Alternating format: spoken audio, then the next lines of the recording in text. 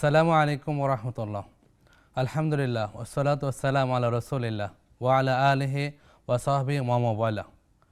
TV সেটের সামনে এবং অনলাইনে দেশ এবং বিদেশ থেকে যারাই দেখছেন আপনাদের প্রিয় আয়োজন নেক্সাস টেলিভিশনের বেকমেস বিস্কিটস নিবেদিত ইসলামী জীবন বিধান, সবাইকে স্বাগত জানাচ্ছি। আশা করছি আল্লাহ সুবহানাহু ওয়া তাআলা আপনাদেরকে সুস্থ ও নিরাপদ রেখেছেন। আজকে উপস্থাপনে আছে আমি ডাক্তার জোবায়ের আল মাহমুদ। প্রিয় দর্শক, আপনারা জানেন আমরা প্রতি পর্বে একটা বিষয় নিয়ে আলোচনা করি এবং কি আপনাদের জীবন ঘনিষ্ঠ অনেক গুরুত্বপূর্ণ প্রশ্নের উত্তর দিয়ে থাকি। আর আজকে আমাদের এই প্রশ্নোত্তরের জন্য আসছেন আমাদের বিদগ্ধ আলেমে দ্বীন, তরুণ গবেষক শাইখ তানজিল আহমদ। আমাদের সাথে আছেন শাইখ তানজিল আহমদ, মুহাদ্দিস, মাদ্রাসা দারুস সুন্নাহ, মিরপুর, ঢাকা। আসসালামু আলাইকুম রহমতুল্লাহ। ওয়ালাইকুম আসসালাম ওয়া রাহমাতুল্লাহি ওয়া বারাকাতুহু। শাইখ কেমন আছেন? আলহামদুলিল্লাহ, আল্লাহ পাক ভালো রেখেছেন। আপনারা কেমন আছেন? আলহামদুলিল্লাহ, আমরা ভালো আছি। প্রিয় দর্শক, আজকে আমরা যে বিষয়টি নির্বাচন করেছি সেটা হলো বই পুস্তক জীবনের পরম সঙ্গী। বই পুস্তক জীবনের পরম সঙ্গী, এই সম্পর্কে আমরা শাইখের কাছ থেকে আলোচনা শুনবো ইনশাআল্লাহ। আর আপনাদের যে কোনো প্রশ্ন থাকলে আপনারা করতে পারেন স্ক্রিনে দেখানো নাম্বারটিতে। পাশাপাশি আপনারা আমাদের সাথে যুক্ত হতে পারেন নেক্সাস টেলিভিশন ইসলামিক ফেসবুক পেজে এবং ইউটিউব চ্যানেলে। আমাদের ফেসবুক পেজ লাইক দিয়ে এবং ইউটিউব চ্যানেল সাবস্ক্রাইব করে আমাদের সাথেই থাকুন। প্রিয় দর্শক, আপনারা কি জানেন আল্লাহ সুবহানাহু ওয়া তাআলা সর্বপ্রথম কোন আদেশটি রাসূলুল্লাহ সাল্লাল্লাহু আলাইহি সাল্লামকে দিয়েছেন? প্রথম যে ওহী এসেছে রাসূলুল্লাহ সাল্লাল্লাহু আলাইহি সাল্লামের উপর তা ছিল ইকরা বিসমি রাব্বিকাল্লাযী খলাক, অর্থাৎ হে আল্লাহ রাসূল, আপনি পড়ুন যিনি আপনাকে সৃষ্টি করেছেন তার নামে। আর আমরা এই বিষয়টি নিয়ে শাইখের কাছ থেকে জানব। প্রিয় শাইখ, আপনার কাছ থেকে প্রথমে জানতে চাচ্ছি ইসলামে পড়াশোনাটাকে, জ্ঞান অর্জন বা বই পুস্তকের গুরুত্বটা কিভাবে দেখেছেন? আলহামদুলিল্লাহ ওয়াসসালাতু ওয়াসসালামু আলা রাসূলিল্লাহ, আম্মা বা'দ, ফাউযু বিল্লাহি মিনাশ শাইতানির রাজীম। ইকরা বিসমি রাব্বিকাল্লাযী খলাক, খলাকাল ইনসানা মিন আলাক, ইকরা ওয়া রাব্বুকাল আকরাম, আল্লাযী আল্লামা বিল কলম, আল্লামাল ইনসানা মা লাম ইয়ালাম। ওয়া ক্বালা নবী সাল্লাল্লাহু আলাইহি ওয়াসাল্লাম, তালাবুল ইলমি ফরিদাতুন আলা কুল্লি মুসলিম। ধন্যবাদ শ্রদ্ধেয় সঞ্চালক ডাক্তার জোবায়ের আল মাহমুদ ভাই। যারা আমাদেরকে দেখছেন সকলকে ধন্যবাদ। এই মুহূর্তে আজকের আমাদের বিষয় বই পুস্তক জীবনের পরম সঙ্গী। বই হলো এমন এক মহামূল্যবান সম্পদ যা কখনো পুরনো হয় না। পৃথিবীর সব কিছুই পুরনো হয়, কিন্তু বই কখনো পুরনো হয় না। ওমর আল খাইয়ামের একটি বিখ্যাত কবিতাও আছে, রুটিমত ফুরিয়ে যাবে, প্রিয়ার দু চোখ কালো হয়ে যাবে, কিন্তু বইখানা তোমার চির যৌবনা, যদি তেমন একটি বই হয়।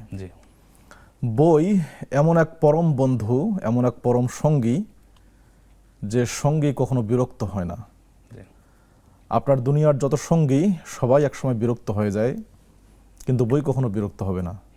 সালাফগণ বলতেন যে সাহিবতুন নাস ফামাল্লাউনি ওয়া মালালতুহুম, আমি লোকেদের সাহচর্য গ্রহণ করলাম, তাদের কাছ থেকে শিখলাম।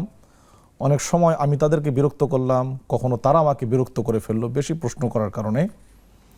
কিন্তু ওয়া সাহিবতুল কিতাব, আমি কিতাবের সাহচর্য গ্রহণ করলাম, বই পুস্তক পড়লাম। ফামা মাল্লানি ওমা মালালতুহু, আমি তাকে বিরক্ত করলাম না, সেও আমাকে কখনো বিরক্ত করেনি। বই হলো আপনার এমন পরম বন্ধু, পরম সঙ্গী। বই পুস্তক এটি যে জায়গায় থাকে, লাইব্রেরিকে বলা হয় এটা হাসপাতালের চেয়েও কম নয়। আচ্ছা, প্রমোদ চৌধুরী বলছিলেন যে লাইব্রেরির সার্থকতা হাসপাতালের চেয়ে কম কিছু নয়। আমরা মারা গেলে, যদি কারো দেহ মারা যায় তাহলে তার হয়তো লেখা থাকে যে কত সালে মারা গেলেন, কিন্তু যদি কোনো ব্যক্তির আত্মা মরে যায় সেটা কিন্তু কখনো লেখা থাকে না কোথাও যে কবে থেকে এই লোকটা মৃত।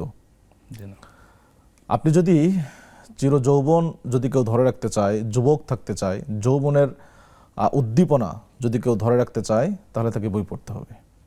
আপনি যতদিন বই পড়বেন ততদিন যুবক।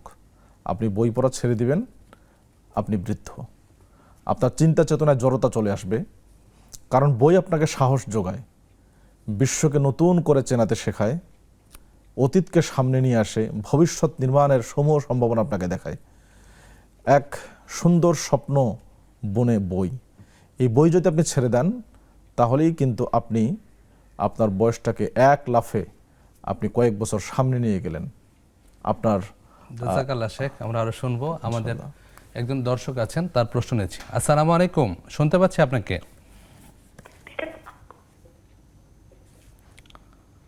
আসসালামু আলাইকুম, কে বলছেন? ওয়ালাইকুম সালাম। আমি মহাখালী থেকে বলছি। জি হুজুর, আমার দুইটা প্রশ্ন। জি প্লিজ। আমার একটা প্রশ্ন হলো, আমরা তো শবে বরাত আগে রোজা রেখেছি এবং পিঠা পুটাও বানাইছি, নামাজ পড়েছি। এখন আমাদের মধ্যে কেউ বলে এগুলা করা যাবে না, আবার কেউ বলে করা যাবে। এখন এগুলা কি আমরা কি করব, আচ্ছা করা যাবে কিনা? আচ্ছা বোন, জি আর দ্বিতীয় প্রশ্নটা হলো, আমরা যে রাস্তাঘাটে চলাচল করি এবং আমি একজন ডায়াবেটিসের রোগী, রাত্রে সকালবেলা হাঁটতে হয়, আমি উন্না এবং মেক্সি পরে রাস্তা চলাচল করি, হ্যাঁ ঢেকে কই করি। এখন আমার কি পর্দা হবে নাকি, সেগুলো কি জানতে চাচ্ছি আর কি। আচ্ছা আচ্ছা বোন, বুঝতে পেরেছি আপনার প্রশ্ন। আমরা শুনবো শাইখের কাছ থেকে। যে শাইখ যেমনটা বলছিলেন, ডক্টর মোহাম্মদ শহীদুল্লাহ কিন্তু বলেছেন জি যে তার জীবনে, একজন ব্যক্তির জীবনে তিনটা জিনিস প্রয়োজন হয়। সে তিনটা জিনিস হলো বই, বই এবং বই। তিনি তিনবারে বইয়ের কথা উল্লেখ করেছেন। বাস্তবিক যার ভিতরে জ্ঞান নেই সে আসলে অসার, শূন্য।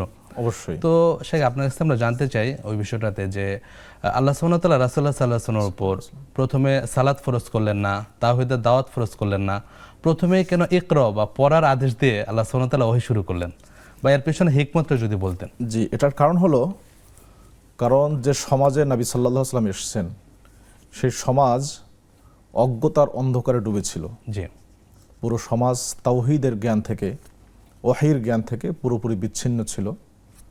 এই সমাজের মধ্যে যদি একটি বিপ্লব সৃষ্টি করতে হয়, পুরো সমাজের আমূল পরিবর্তন করতে হয়, জি তাহলে শুধু সালাত দিয়ে কিংবা শুধু সিয়াম দিয়ে এটা পরিবর্তন করা সম্ভব নয়। এই সমাজকে পরিবর্তন করার জন্য, এই সমাজে বিপ্লব সূচিত করার জন্য এমন এক পারমাণবিক বোমার দরকার, যে বোমা গোটা সমাজের আমূল পরিবর্তন করে নতুন সমাজ ব্যবস্থা হিসাবে উপহার দেবে বিশ্বকে। আর সেটি হলো পড়ো, ইকরা, পড়ো।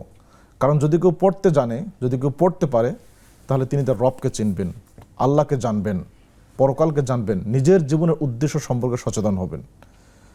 ইবাদত বন্দিগি সব ধর্মে কিন্তু আছে, জি সব ধর্মেই ইবাদত বন্দিগি আছে, হয়তো নিয়মের ব্যতিক্রম, কিন্তু ইবাদত বন্দিগি, পূজা পার্বণ, উপাসনা সব ধর্মই আছে।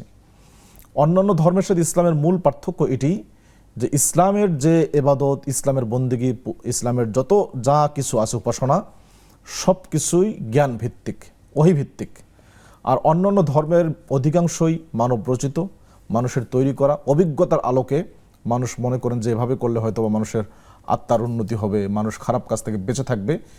এগুলো হলো মানুষের কল্পনা প্রসূত, নিজের বিবেক প্রসূত। জাযাকাল্লাহ শেখ, আমরা প্রশ্নোত্তরে যাব। ইনশাআল্লাহ। মহাখালী থেকে এক বোন প্রশ্ন করেছেন যে সামনে সমসাময়িক একটা প্রশ্ন, শবে বরাত আসছে। জি তো আগে অনেক ধুমধামের সাথে শবে বরাত পালন করা হতো, জি। রোজা রাখা, হালুয়া মিষ্টি বিতরণ করা, সিয়াম পালন করা, রাতে সালাত আদায় করা। জি। আসলে ইসলামে শবে বরাতটাকে কিভাবে দেখে, বা আগে যে কাজগুলি করতেন মানুষ, তাকে ঠিক ছিল, বা আমাদের মুসলিম হিসাবে করণীয় কি, আপনি যদি ওভারঅল বলতেন। খুব সুন্দর প্রশ্ন। আমাদের প্রথমেই মনে রাখা উচিত, ইসলাম একটি পরিপূর্ণ ধর্ম, পরিপূর্ণ জীবন ব্যবস্থা।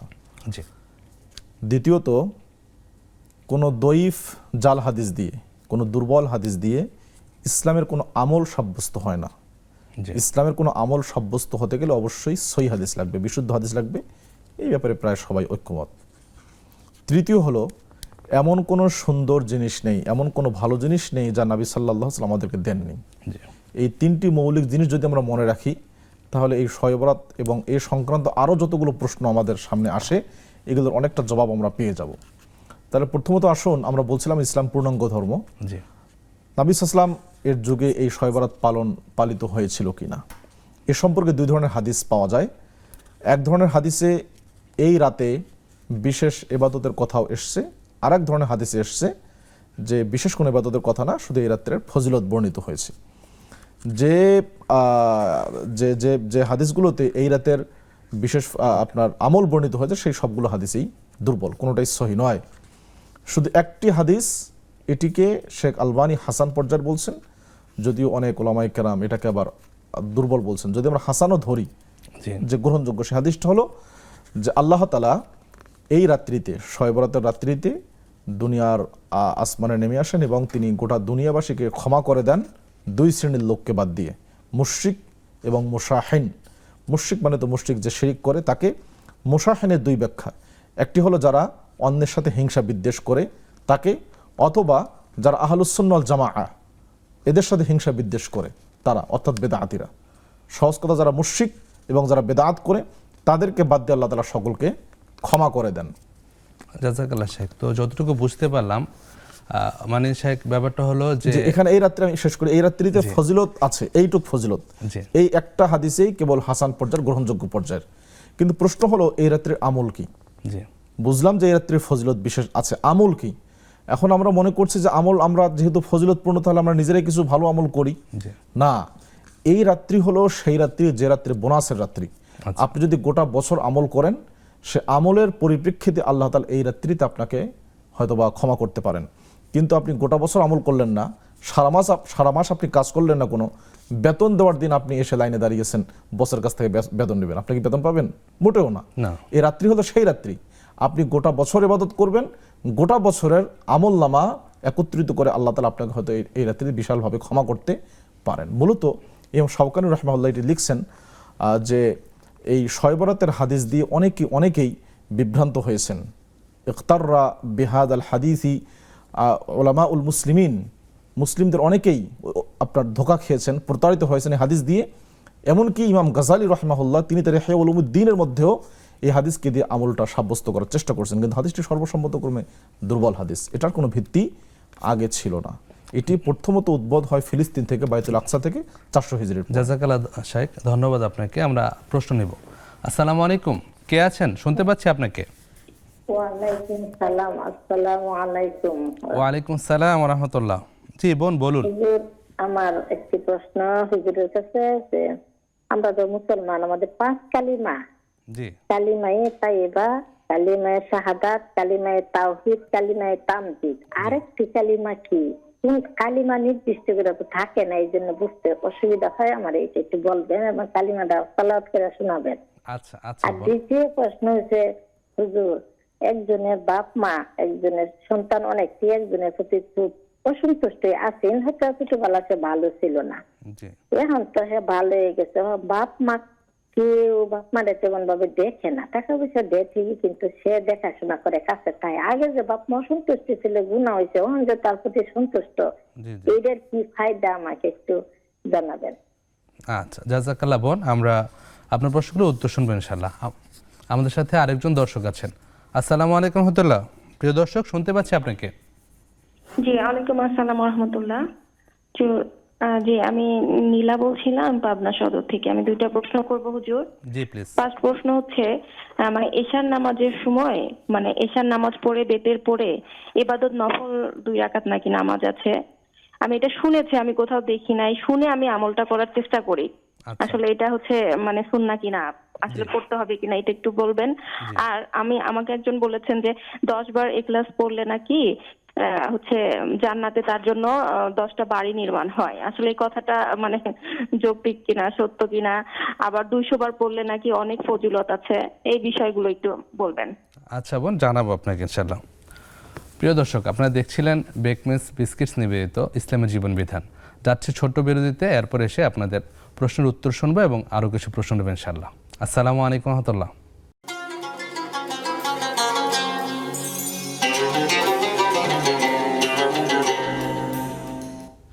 আসসালামু আলাইকুম রাহমাতুল্লাহ। বিরতির পর আবার সবাইকে স্বাগত জানাচ্ছি বেকমেস বিস্কিটস নিবেদিত ইসলামের জীবন বিধানে। আসসালামু আলাইকুম শেখ, স্বাগত আবারও। ওয়ালাইকুম আসসালাম রাহমাতুল্লাহ। আমাদের মহাখালী থেকে এক বোন 2টি প্রশ্ন করেছিলেন। আমরা দ্বিতীয় প্রশ্ন যাচ্ছি। তিনি ডায়াবেটিসের রোগী, তাকে রাস্তায় হাঁটাচলা করতে হয় বা নিয়মিত যে ব্যায়াম করার বিষয়টা থেকে ব্যায়াম করতে হয়, ওই ক্ষেত্রে আপনার সকালবেলা তার পর্দা কতটুকু মেনটেন করতে হবে পরপুরুষের সাথে, বা যদি হালকা কাপড় চোপড় পরে ব্যায়াম করে তাতে কি কোনো সমস্যা আছে কিনা, এই বিষয়টি বোন জানতে চেয়েছিলেন। খুব সুন্দর প্রশ্ন। আমাদের শহরাঞ্চলের অনেক মা বোনেরা এই ব্যায়ামগুলো করে থাকেন। গ্রামগঞ্জের মা বোনদের করতে হয় না, কারণ তারা কাজ করে করে ব্যায়াম করতে হয় না, সারাদিন ব্যায়ামের উপরই থাকেন। কিন্তু শহরের লোকজন যেহেতু কাজ কাম আসলে কম, এই জন্য ব্যায়ামগুলো করতে হয়। ব্যায়ামটা তার করা আবশ্যক, যেহেতু শারীরিক সুস্থতার জন্য ব্যায়াম তাকে করতেই হবে। সেই সাথে পর্দা মেনটেন করাও আবশ্যক তার জন্য। পর্দাও অবশ্যই মেনটেন করতে, আপনি সকাল বলেন যে যখনই বলেন, যদি পরপুরুষের সাক্ষাতের সম্ভাবনা থাকে, আশঙ্কা থাকে, তাহলে আপনাকে পূর্ণাঙ্গ পর্দা, সেটা ব্যায়ামের সময় হোক আর অন্য যে কোনো সময় হোক, সাধারণত নন মাহরামের সাথে যেভাবে পর্দা মেনটেন করতে হয় আপনাকে, সেই পূর্ণ পর্দা মেনটেন করে আপনি এই ব্যায়ামটি করতে পারেন। আমরা পরামর্শ দেব যে ঢাকা শহরে যেহেতু বাসার ছাদ আছে, বা বাসার ভেতর অথবা বাসার ছাদে যদি ব্যায়ামগুলো করা যায় সবচেয়ে ভালো হয়। রাস্তার মধ্যে এভাবে অন্য মানুষের সামনে এই ব্যায়ামগুলো না করাটাই উচিত মহিলাদের। অথবা এমন কোনো পার্ক বা এমন কোনো জায়গা যদি থাকে সেখানে মহিলারাই যায়, কোনো পুরুষ মানুষ যায় না, তাহলে সেখানে করাটাই উত্তম। না হলে বাসার ছাদে, একান্ত যদি বাইরে করতেই হয় তাহলে পূর্ণ পর্দা মেনটেন করেই করতে হবে। হালকা পর্দা বলতে ইসলামে কোনো পর্দা নেই। ইসলামে পর্দা একটাই, আমরা পর্দাকে ভাগ করি, খাস পর্দা, আম পর্দা। খাস পর্দা বলি, পর্দা একটাই, খাস পর্দা যেটা সেটাই পর্দা, আর কোনো পর্দা নেই। জাযাকাল্লাহ শেখ। পরে আরেক বোন জানতে চেয়েছিলেন, আমাদের সমাজে প্রচলিত আছে 5 কালিমা। জি। তো তিনি 5 কালিমার মধ্যে 4টা কালিমা মনে রাখতে পেরেছেন, জি। আরেকটা কালিমা ভুলে গিয়েছেন। তো সে পঞ্চম কালিমাটা কি, আর পাশাপাশি হলো এই বিষয়গুলো ইসলাম কিভাবে দেখে, বা কোরআন সুন্নাহ অনুযায়ী কালিমা কত ধরনের, এটা যদি দর্শকদের জানাতেন আমাদের সবার উপকার হতো।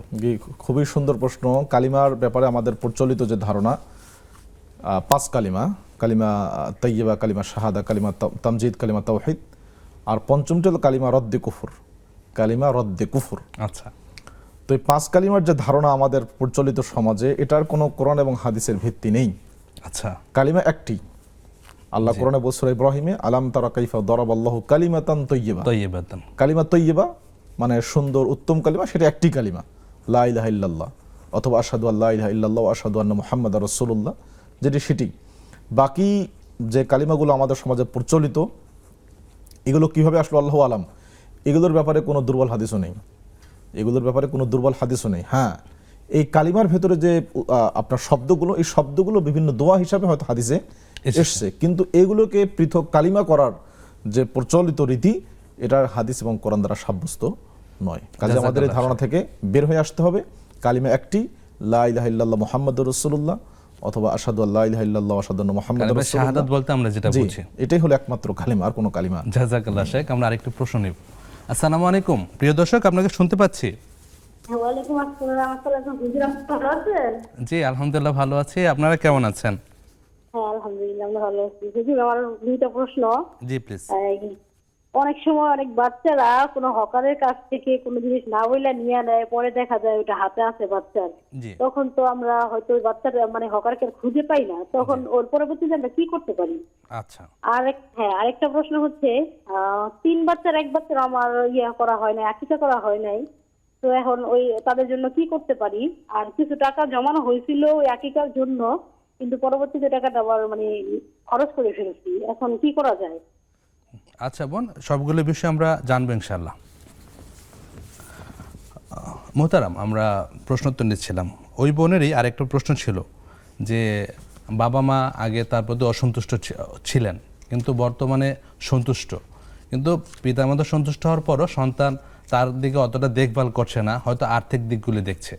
তো পিতামাতা এবং সন্তানের সম্পর্কটা কীরূপ হবে, বা কেউ যদি অসন্তুষ্ট থাকে ওই ক্ষেত্রে সন্তানের করণীয় কি পিতামাতার অসন্তুষ্টিতে? পিতামাতার ব্যাপারে নবী সাল্লাল্লাহু আলাইহি ওয়াসাল্লাম বলছেন, হুমা জান্নাতুকা ওয়া নারুক, জি, যে পিতামাতাই তোমার জান্নাত, পিতামাতাই তোমার জাহান্নাম। আল্লাহ তাআলা পবিত্র কোরআনে তার ইবাদতের পরপরই পিতামাতার সাথে সদাচরণের নির্দেশ দিয়েছেন। ওয়া কাদা রাব্বুক আল্লা তা'বুদু ইল্লা ইয়্যাহু ওয়া বিল ওয়ালিদাইনি ইহসানা। এমনকি হাদিস আমরা পেয়েছি সহিহ বুখারীতে, মা যদি ডাকেন আর আপনি যদি নফল সালাত পড়েন, আপনাকে নফল সালাত ছেড়ে দিয়ে মায়ের ডাকে সাড়া দিতে হবে, আল্লাহ, যেটি সেই জুরাইজের বিখ্যাত ঘটনা। জি। তো পিতামাতার ব্যাপারে, সদাচরণের ব্যাপারে ইসলামের মতো অন্য কোনো ধর্ম, অন্য কোনো আদর্শ এত নির্দেশনা দেননি। আবু হুরায়রা থেকে বর্ণিত এক লোক এসে বললেন, আল্লাহ রাসূল, মান হাক্কুন নাসি বিসুহবাতি ইয়া রাসূলুল্লাহ, আমার ভালো ব্যবহার পাওয়ার সবচেয়ে বেশি হকদারকে? তিনি বলেন, উম্মুক, তোমার মা। 3 বার বললেন তোমার মা, এরপর 4বার বললেন তোমার পিতা। জি। তো কাজেই পিতামাতাকে কখনোই অসন্তুষ্ট করা যাবে না। পিতামাতা যদি ভুল পথেও থাকেন, তারপরেও আল্লাহ তাআলা কোরআনে বলছেন, যদি তারা শিরকও করেন, ওয়াইন জাহাদাকা আলা আন তুশরিকা বি মা লাইসা লাকা বিহি ইলম ফালা তুতি'হুমা ওয়া সাহিবহুমা ফিদ দুনিয়া মা'রুফা। শিরিক করলেও, শিরিক করতে আমাকে যদি বাধ্য করে, আমি তাদের শিরিকের অনুসরণ করব না, কিন্তু দুনিয়াতে তাদের সাথে আমি ভালো আচরণ করব। এই জন্য এটা কোনো সন্তানের জন্য উচিত নয় জায়েজ নেই, হালাল নয় যে পিতামাতাকে কোনো কারণে রাগিয়ে দিবে, একমাত্র আল্লাহর অবাধ্য বিষয় ছাড়া। জি কাজেই আমরা তাকে অনুরোধ করব, আপনি যদি কোনো ভুল করে থাকেন পিতামাতার সাথে তাহলে আপনি অবশ্যই ক্ষমা চাইবেন। হ্যাঁ, আমরা এটাও বলি যে পিতামাতার অনেক ক্ষেত্রে দোষ থাকে, তারাও অনেক সময় ভুল করেন, সন্তানদের প্রতি জুলুম করেন, কাউকে ভালোবাসেন বেশি, কাউকে কম ভালোবাসেন, তো তাদের এই জুলুমের একটা ফলাফল কিন্তু সন্তানের থেকে তার খারাপ ব্যবহার পেয়ে যান। আচ্ছা তারপরেও যদি পিতামাতা জুলুমও করেন, সন্তানের উচিত তাদের সাথে সদাচরণ করা, তাদের সাথে এমন কোনো আচরণ না করা যা তারা কষ্ট পান। জাযাকাল্লাহ শেখ। আমাদের ওই বোন আরেকটা প্রশ্ন করেছেন, আমাদের নীলা পাবনা সদর থেকে। তিনি প্রশ্ন করেছেন, তিনি শুনেছেন যে ঈশার বিতির সালাত পড়ার পরেও, ঈশার পর বিতির সালাত পড়ার পরেও নফল সালাত আছে। জি, তো বিষয়টা কিরূপ, বা রাতে নফল সালাত পড়লে বিতিরটা কখন পড়তে হবে, এই বিষয়গুলো যদি একটু ক্লিয়ার করতেন। জি, একটি হাদিস এসেছে, নবী সাল্লাল্লাহু আলাইহি সাল্লাম বলেন, ইজা আলু আখিরা সালাতিকুম বিল্লাইলি বিতরান, রাতের সর্বশেষ নামাজ তোমরা বেতের করো।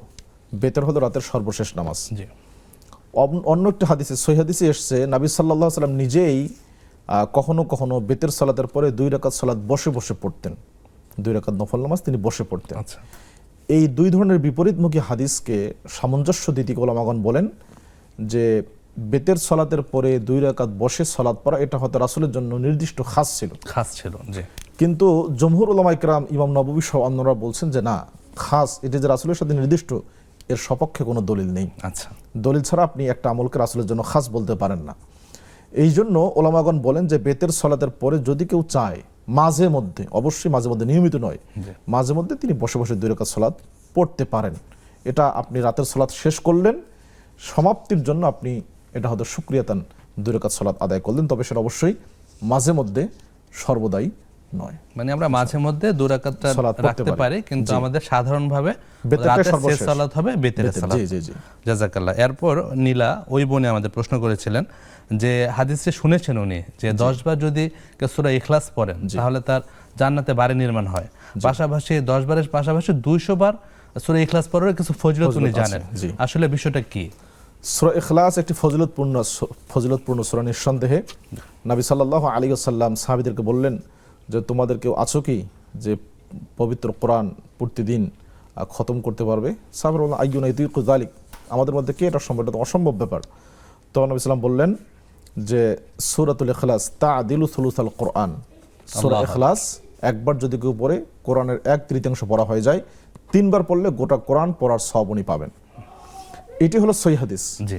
কিন্তু 10 বার পড়লে 10টা বাড়ি নির্মাণ করা হবে বা 200 বার পড়লে অনেক ফজিলত, এই সম্পর্কে তো কোনো হাদিস নেই, কোনো সহিহ হাদিস নেই। সহিহ হাদিস একটাই, সহিহ হাদিস একটি, সেটা হলো আপনার 3 বার পড়লে পুরো কোরআন পড়ার সওয়াব হবে। আর 200 বারের হাদিস নেই, 10 বারের কোনো হাদিস থাকতে পারে হয়তো, বা আমার আল্লাহু আলাম, আমার এই মুহূর্তে জানা নেই। জাযাকাল্লাহ শেখ। আমরা হাদিসে পাই বিষয়টা যে 10 বার যদি সূরা ইখলাস পড়ে তাহলে আল্লাহ তাআলা তার জন্য জান্নাতে বাড়ি নির্মাণ করবেন। বাড়ি 10টি বাড়ির কথা আছে নাকি শুধু বাড়ি? একটি বাড়ি, শুধু জান্নাতে বাড়ি নির্মাণ জান্নাতে করবেন, বাড়ি। এটা আছে। এই বিষয়টা হাদিসটাকে অনেক মুহাদ্দিসগণ হাসান বলেছেন, হাসান পর্যায়ে। জাযাকাল্লাহ শেখ। তো পাশাপাশি 100 বারের বর্ণনা বা 200 বারের বর্ণনা গ্রহণযোগ্য বর্ণনা নেই আমার যতটুকু জানা আছে। জাযাকাল্লাহ শেখ। একটা প্রশ্ন নিচ্ছি আমরা। আসসালামু আলাইকুম ওয়া রাহমাতুল্লাহ। প্রিয় দর্শক, শুনতে পাচ্ছি আপনাকে। জি বোন, আপনার প্রশ্নটাই করুন। ওই তাহাজ্জুদের নামাজ সুন্নত করে পড়বো না নফল করে পড়বো? আচ্ছা বোন, অন্য কোনো প্রশ্ন? প্রিয় বোনের প্রশ্নটি শুনলাম। প্রিয় দর্শক, আপনারা দেখছেন বেকমেস বিস্কিটস নিবেদিত ইসলামী জীবন বিধান। ফিরছি কিছুক্ষণ পর, আমাদের সাথেই থাকুন।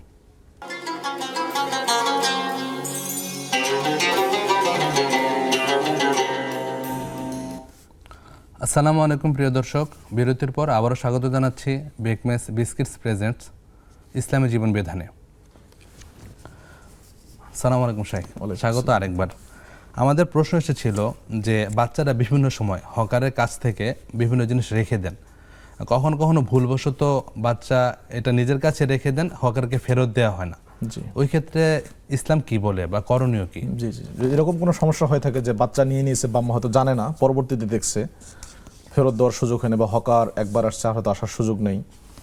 যদি এমন হয়, আমরা যেমন গ্রামগঞ্জে দেখি যে প্রতিদিনই আসেন, দু একদিন পর পর আসেন, তাহলে তিনি সেটা রেখে দিবেন। আর যদি সেটা কোনো খাবারের জিনিস হয়, বাচ্চা খেয়ে ফেলছে, তাহলে টাকাটা পরিশোধ করে দিবেন।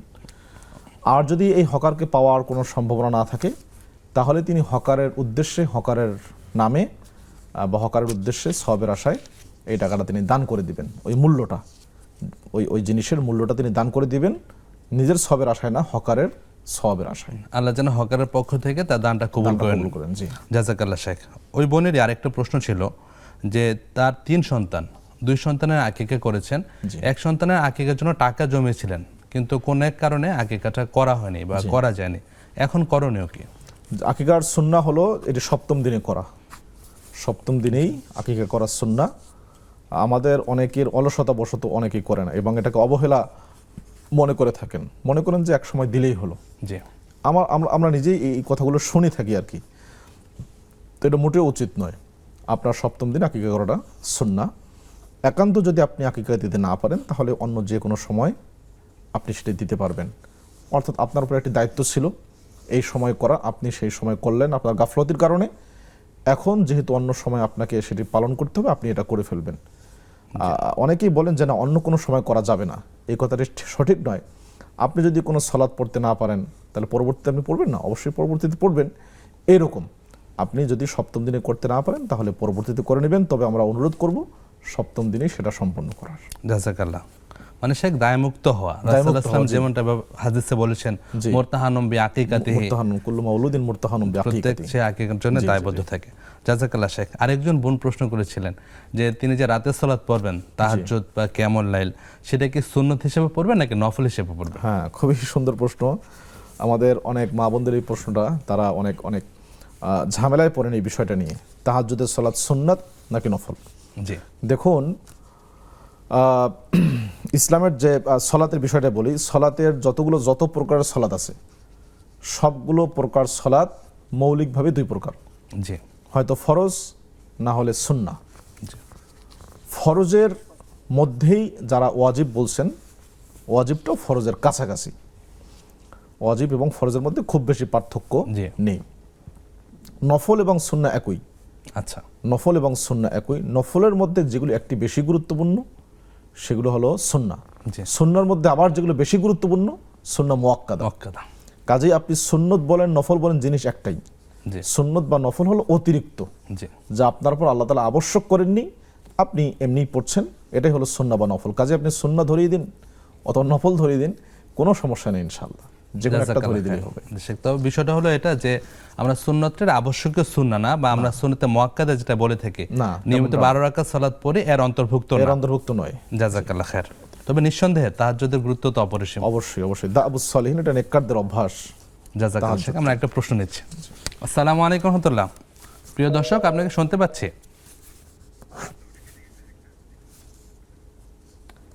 জি,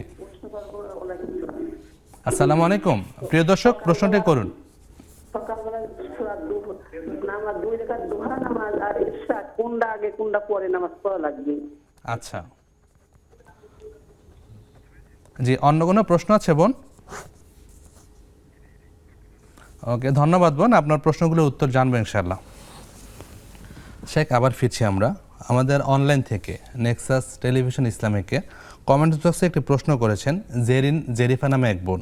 তিনি জানতে চেয়েছেন মিসওয়াক কিভাবে করতে হয়। আচ্ছা, মিসওয়াক করার পদ্ধতি। মিসওয়াক আপনি ব্রাশ যেভাবে করেন, মিসওয়াক সেভাবে করবেন। মিসওয়াকের আপনি বলতে পারেন মিসওয়াক আপনি কখন করবেন। মিসওয়াক 5 সময় করার সুন্নাহ। ঘুম থেকে ওঠার সময়, জি, সফর থেকে আসলে পরে, জি, এরপর আপনি যখন সলাতে দাঁড়াবেন, জি, উজুর আগে, এবং যখন আপনার মুখে দুর্গন্ধ এসে যায় দীর্ঘক্ষণ কোনো খাওয়া দাওয়া না থাকার কারণে, এই 5টি সময় হলো মিসওয়াক করার সুন্নাহ। জি, মিসওয়াক আপনি এটি শুরু করবেন, মানে মিসওয়াক শুরু করার পদ্ধতি আপনি ডান দিক থেকে বাম দিক থেকে যে কোনো দিক থেকে শুরু করতে পারেন। আপনি যেভাবে মিসওয়াক করতে পারেন, এটা নির্দিষ্ট কোনো পদ্ধতি নেই। নবী সাল্লাল্লাহু আলাইহি ওয়াসাল্লাম এভাবে শুরু করতেন একদম। হাদিসে যেগুলো এসেছে, তিনি অনেক বেশি মিসওয়াক করতেন। বাইরে থেকে আসলে মিসওয়াক করতেন, সলাতে বা উজুর আগে মিসওয়াক করতেন। মিসওয়াকের ভাবে নির্দেশনা দিয়েছেন, আমি কষ্ট মনে না করলে উম্মতকে উম্মতি আমার তোম বিসওয়াক ইনদা কুল্লি সালাতিন ইনদা কুল্লি উদুইন, এগুলো আসছে। বাকি আপনি 2 মিনিট করবেন নাকি 1 মিনিট করবেন, হ্যাঁ, এরকম কোনো মানে পদ্ধতি নেই। যেমন ব্রাশের অনেক পদ্ধতি আছে যে এত সেকেন্ড করতে হয়, এভাবে করতে হয়, এরকম কোনো নির্দিষ্ট মিসওয়াকের পদ্ধতি নেই। মিসওয়াক করলে জাযাকাল্লাহ শেখ। ইনশাআল্লাহ হয়ে যাবে। আশা করি বিষয়টি আমাদের আপু বোন বুঝতে পেরেছেন। আরেকটা প্রশ্ন ছিল আরেক বোনের কাছ থেকে, যে সকালে যে সালাতটা পড়া হয়, জি, এটা দোহা সালাতটা কখন পড়তে হয়, সালাতুল ইশা ইশাকের। কখন পড়তে হয়, আচ্ছা। বিষয়টা জানবো। একটা ফোন করে নিচ্ছি। আসসালামু আলাইকুম রহমতুল্লাহ। ওয়ালাইকুম আসসালাম। জি বোন, আপনার প্রশ্নটি করুন। জি, আমার দুইটি প্রশ্ন ছিল হুজুর। একটা হচ্ছে আর কি রফাদানও বলে কিংবা অনেকে আহলে বাই হাদিস বলে, ঠিক আছে? জি হ্যাঁ, উনি আমার একটা পাশের রুমে থাকে। তো উনি বলে যে আমার নামাজ হয় না, ঠিক আছে? মানে তারা নামাজ পড়ে পুরুষ এবং মহিলা সমান ইয়া করে। আচ্ছা আর আমাদের ভিতরে তো আমরা নামাজ পড়ি পুরুষ আর মহিলার নামাজ আলাদা। তো জি। করণীয় কি? আমার নামাজটা কি হয় কি হয় না, আমি এটা জানতে চাচ্ছিলাম। আচ্ছা বোন, জানবো ইনশাআল্লাহ। আরেকটা প্রশ্ন হচ্ছে আমার, আমি শুনেছি যে স্বামী নাকি যদি আর কি এসেও বলে কিংবা মুখে তালাক বলে, এটা তালাক নাকি হয়ে যায়, এটা কি সত্যি? আচ্ছা বোন, এই বিষয়টা আমরা শাকের কাছ থেকে জানবো। আমাদের সাথে আরেকজন দর্শক আছেন, তার প্রশ্ন নিচ্ছি। আসসালামু আলাইকুম। ওয়ালাইকুম আসসালাম রহমতুল্লাহ। আসসালামু আলাইকুম। ওয়ালাইকুম আসসালাম। বোন শুনতে পাচ্ছি, আপনার প্রশ্নটি করুন। হুজুর, আমার প্রশ্ন হুজুর, আমি সফরে গিয়েছিলাম তো জি। কয়েকদিন আগে, কিন্তু ওইখানে গিয়ে আমি কোরআন তেলাওয়াত করেছিলাম। ওইখানে সিজদায় সাহু পেয়েছিলাম, সিজদা যে আচ্ছা সিজদা পাইছি, ওই সিজদাটা কি আমার ওখানে দিতে হবে নাকি ওইটা আমি ওটা ওখানে দেই নাই, এখন আমি বাড়িতে চলে আসছি। আচ্ছা আচ্ছা বোন, এই বিষয়ে আমরা শাকের কাছ থেকে শুনবো ইনশাআল্লাহ। অন্য কোনো প্রশ্ন আছে বোন? আচ্ছা, জাযাকাল্লাহ বোন। শাইখ, আমরা প্রশ্নোত্তরে আবার ফিরি। আমাদের আরেকজন অনলাইন থেকে প্রশ্ন দিয়েছিলেন, যে এক বোন প্রশ্ন দিয়েছিলেন আফিয়া সিদ্দিকা নামে।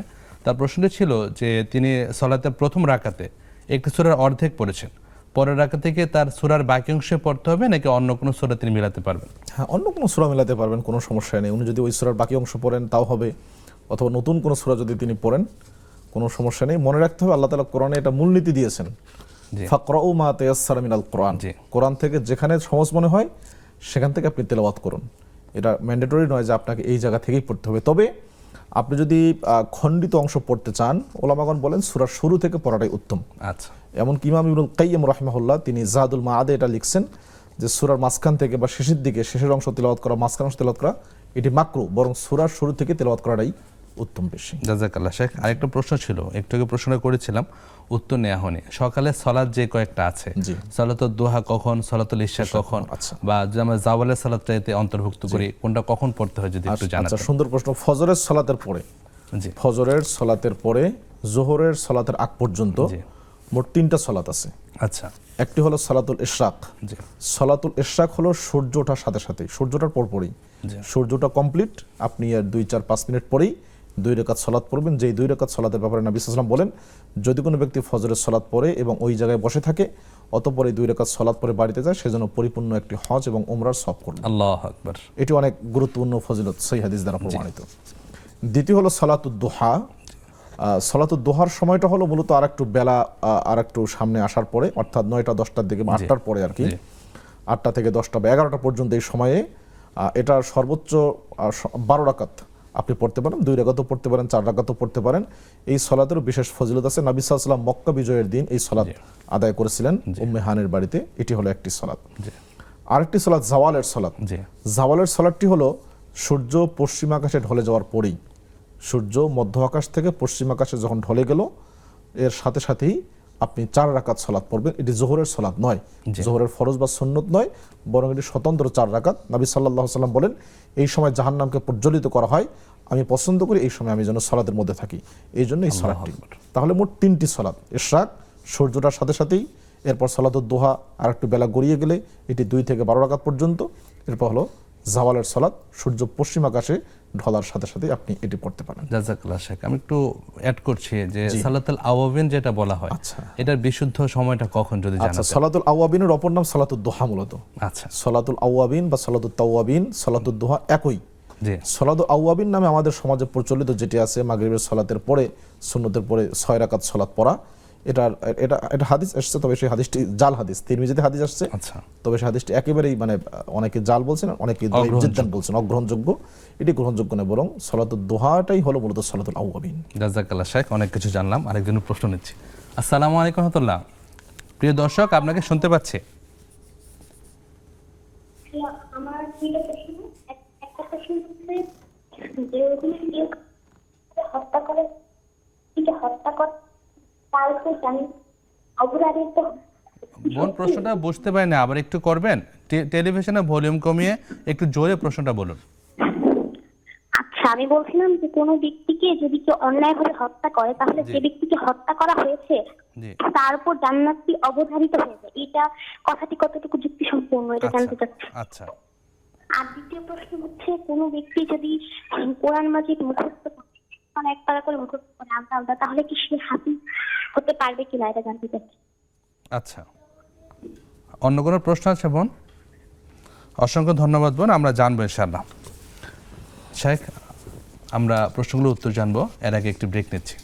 প্রিয় দর্শক, আপনারা দেখছেন নেক্সাস টেলিভিশনের নিয়মিত আয়োজন বেকমেস বিস্কিটস নিবেদিত ইসলামী জীবন বিধান। ফিরছি একটু পর, আমাদের সাথেই থাকুন।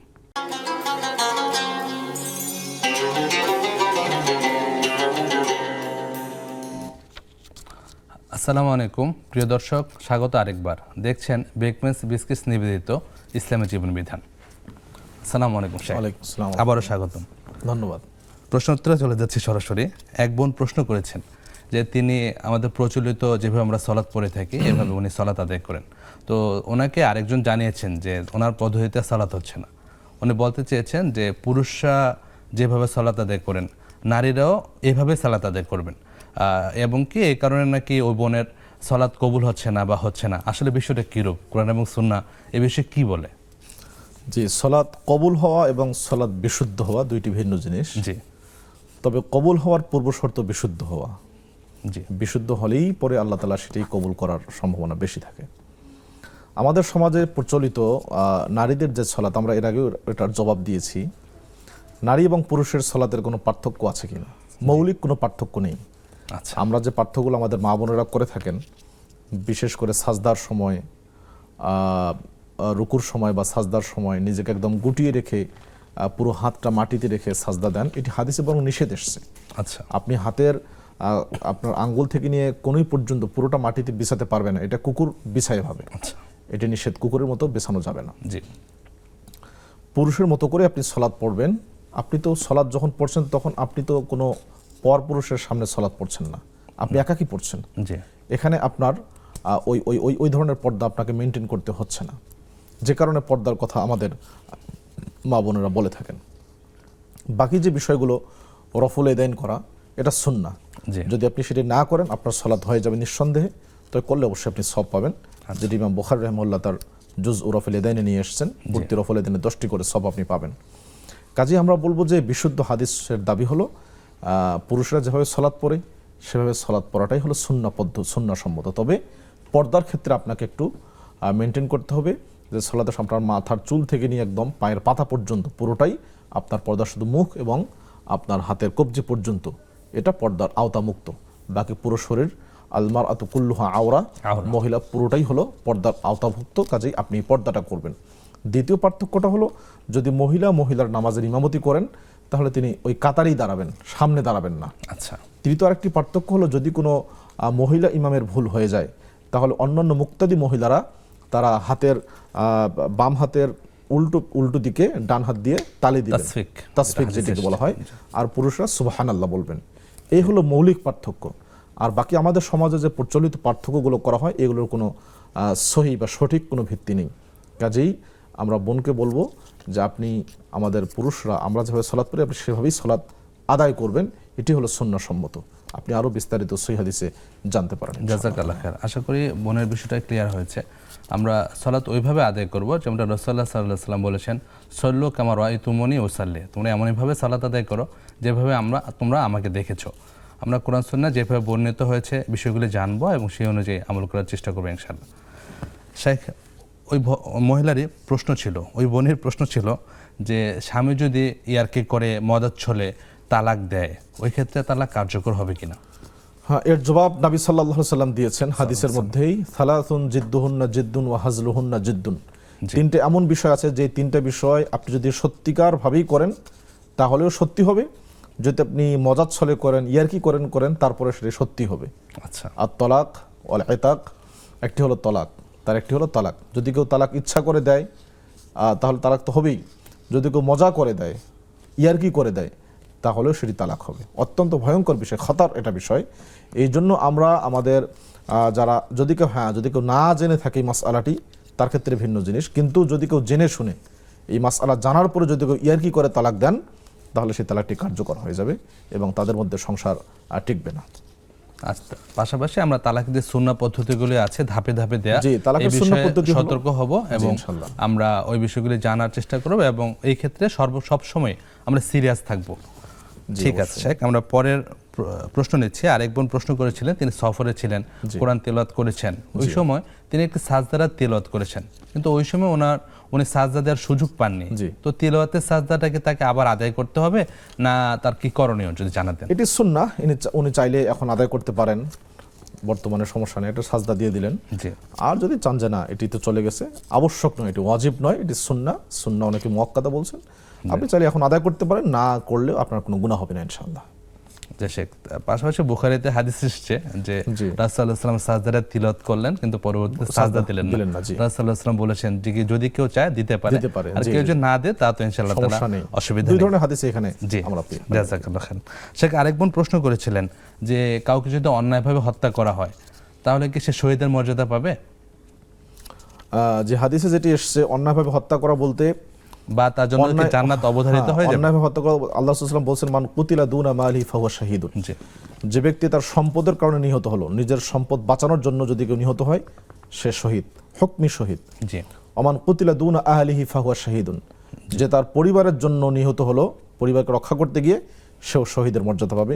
ঠিক তেমনিভাবে অন্যান্য বিষয়গুলো যেগুলো আসছে, অন্যায়ভাবে যদি কেউ হত্যা করা হয়, জান্নাত তার জন্য অবধারিত এরকম কোনো হাদিস আমরা পাই না। আচ্ছা। জান্নাত অবধারিত হাদিস পাই না, তবে তিনি অবশ্যই বিশাল মর্যাদা পাবেন, কারণ তাকে অন্যায়ভাবে হত্যা করা হয়েছে। হয়তো আল্লাহ তাআলা এই ওসিলায় তাকে জান্নাত দিতে পারেন, যদি অন্য কোনো বড় কোনো গুনাহ না থাকে, শিরকের গুনাহ না থাকে, কোনো ঋণ না থাকে, তাহলে হয়তো আল্লাহ তাআলা তাকে ক্ষমা করে দিতে পারেন। পাশাপাশি তার তো অবশ্যই ঈমান থাকতে হবে এবং হ্যাঁ, ঈমান তো মৃত্যুর সময় থাকতেই হবে। ঈমান অবস্থায় ঈমান তো মৃত্যুবরণ থাকতেই করতে হবে। হবে, জি। জাযাকাল্লাহ শেখ, আজকের শেষ প্রশ্ন নিচ্ছি। জি। ওই বোনই আরেকটা প্রশ্ন করেছিলেন যে কোরআন মাজিদ তিলাওয়াতের ক্ষেত্রে তিনি তুতলান, জি। তার উচ্চারণের সমস্যা আছে, কষ্ট হয়, তো তিনি কি কোরআন হিফজ করতে পারবেন? হ্যাঁ, বা এই অবশ্যই বিষয়টাকে পারবেন, জি। ইসলাম কিভাবে জি, দেখে? অবশ্যই পারবেন, কেন পারবেন না? বরং যদি কেউ তোতলায় এবং কষ্ট হয়, যেটি নবী সাল্লাল্লাহু আলাইহি ওয়াসাল্লাম বলছেন, আল মাহিরু বিল কোরআনি মা আস-সাফারাতিল কিরামিল বারারা ওয়াল্লাযী ইয়াকরাউল কোরআন ওয়া ইয়াতাআতাউ ফীহি ওয়া হুয়া আলাইহি শাক্কুন লাহু আজরান। যদি কেউ কোরআন পড়তে খুব এক্সপার্ট, খুব ভালো করে পড়তে পারে, সে তার স্থান হলো সম্মানিত ফেরেশতাদের সাথে। জি, আর যদি কেউ কোরআন তেলাওয়াত করতে গিয়ে কষ্ট হয়, তোতলায় করে, তাহলে তার ডাবল সব, দ্বিগুণ সব হবে। এটা নবী সাল্লাল্লাহু আলাইহি ওয়াসাল্লাম স্পষ্ট বলছেন। কাজেই তোতলানো এটা আল্লাহ তাআলা একটি রোগ দিয়েছেন তাকে, তিনি অবশ্যই, আল্লাহ যদি তাকে মেধা দিয়ে থাকেন, মুখস্থ শক্তি থাকে, তিনি অবশ্যই কোরআন হেফজ করতে পারবেন, বরং তিনি ডাবল সব পাবেন অন্যান্য হাফেজ। ইনশাআল্লাহ আল্লাহ সুবহানাহু ওয়া তাআলা ওনাকে তৌফিক দান করুন। শাইখ, আমরা অনুষ্ঠানে একবারে শেষ পর্যায়ে চলে আসছি, আপনাকে 1 মিনিট সময় দিতে পারবো। আপনি আলোচনা করবেন যে আমাদের তো বই পড়া আবশ্যক, তা আমাদের প্রায়োরিটি লিস্টে কোন কোন কিতাবগুলি মুসলিমদের জানা আবশ্যক বা অবশ্যই জানা উচিত অথবা পড়া উচিত? আল্লাহর কোরআন। আপনি নিজেকেই জানতে চান তাহলে কোরআন পড়ুন। আল্লাহ স্পষ্ট বলছেন, লাকাদ আনজালনা ইলাইকুম কিতাবান ফিহি যিকরুকুম, আমি এমন এক কিতাব দিয়েছি যে কিতাবে তোমাদের আলোচনা আছে। আপনি যদি আমাদের সম্পর্কে, কোরআন হলো সর্বপ্রথম মুসলিমদের, কোরআন হলো মুসলিমদের রূহ। কোরআন নেই, মুসলিমরা মৃত। কোরআন আছে, মুসলিমরা জীবিত। যদিও আমাদের অনেকেই ইউনিভার্সিটির ছাত্রদের কোন কোন বইগুলো পড়া উচিত লিস্ট করছেন, অনেকগুলো 400-500 লিস্ট, সেখানে কোরআনের কথা নেই। কিন্তু কোরআন হলো মুসলিমদের প্রথম কিতাব। এরপরে নবী সাল্লাল্লাহু আলাইহি ওয়াসাল্লামের সুন্নাহ এবং নবী সাল্লামের সিরাত, তার জীবনী, যে মহা বিপ্লব তিনি ঘটিয়েছেন, তার আদর্শ, চারিত্রিক মাধুর্য দিয়ে, এগুলো হলো মুসলিমদের প্রায়োরিটি সিলেবাস। এরপর আপনি অন্যান্য বইগুলো পড়েন, সাহাবাদের জীবনী পড়েন, অন্যান্য বই, দুনিয়াবি বইও পড়েন, কোনো সমস্যা নেই, কিন্তু প্রথম হলো মুসলিমদের কোরআনুল কারীম। আপনি কোরআন নেই তার মানে শুধু শূন্য আপনার জীবনে, আর কোরআন আছে তার মানে শূন্যের সামনে আপনি 1 দিয়ে দিলেন। 1 থাকলে শূন্যের দাম, 1 নাই শূন্যের কোনো দাম নেই। কিন্তু আমাদের মুসলিমদের অবস্থা হয়েছে তাই, যে কোরআন জানে না উনি, কিন্তু বড় বড় জ্ঞানের এক একজন সাগর, হ্যাঁ, বিদ্যাসাগর, কিন্তু কোরআন জাযাকাল্লাহ সম্পর্কে তার খাইরান কোনো শেখ। জ্ঞান নেই। আল্লাহ তাআলা আমাদের সবাইকে কোরআন কেন্দ্রিক জীবন গঠনের তৌফিক দান করেন। আমিন আমিন। প্রিয় দর্শক, অত্যন্ত গুরুত্বপূর্ণ আলোচনা শুনছিলাম। শাইখ তানজিল আহমদ আলোচনা করছিলেন বই পুস্তক জীবনের পরম সঙ্গী এই সম্পর্কে। আমরা সবাই নিয়মিত কোরআন সুন্নাহ অধ্যয়নের চেষ্টা করব, আমাদের জীবন বিধানটাকে জানব, এবং কোরআন তো অবশ্যই পড়ব। কেননা রাসূলুল্লাহ সাল্লাল্লাহু আলাইহি ওয়াসাল্লাম বলেছেন যে দুইটা বিষয় মুমিনের শাফাতে কাজে লাগবে, অন্যতম হলো কোরআন। আমরা কোরআন পড়াতে বেশি মনোযোগ দিব। এবং আরেকটা বিষয় বলছি, আল্লাহ সুবহানাহু ওয়া তাআলা কোরআন কারিমে একটা জিনিস বৃদ্ধির জন্য রাসূল সাল্লাল্লাহু আলাইহি ওয়াসাল্লামকে দোয়া করতে বলেছেন, যেটা সূরা তাহার 114 নম্বর আয়াতে এসেছে। আমরা সেই দোয়াটি বেশি বেশি করে করব। সহজ দোয়া, রব্বি জিদনি ইলমা, হে আমার রব আপনি আমার ইলম বাড়িয়ে দিন, রব্বি জিদনি ইলমা। প্রিয় দর্শক, শেষ করছি, আজকের মতো এখানে বিদায় নিচ্ছি। সম্মানিত মোহতারাম আমাদের দর্শক যারা ছিলেন, যারা প্রশ্ন করেছেন, যারা অনুষ্ঠানটি দেখেছেন, আল্লাহ সুবহানাহু ওয়া তাআলা সবাইকে সুস্থ নিরাপদ রাখুন। আল্লাহুম্মা সাল্লি ওয়া সাল্লিম আলা নাবিয়িনা মুহাম্মদ ওয়া আলা আলিহি ওয়া সাহবিহি ওয়া মান তাবিআহুম বিইহসানিন ইলা ইয়াউমিদ্দিন। সুবহানাকা আল্লাহুম্মা বিহামদিক আশহাদু আল্লা ইলাহা ইল্লা আনতা আস্তাগফিরুকা ওয়া আতুবু ইলাইক। আসসালামু আলাইকুম ওয়া রাহমাতুল্লাহ।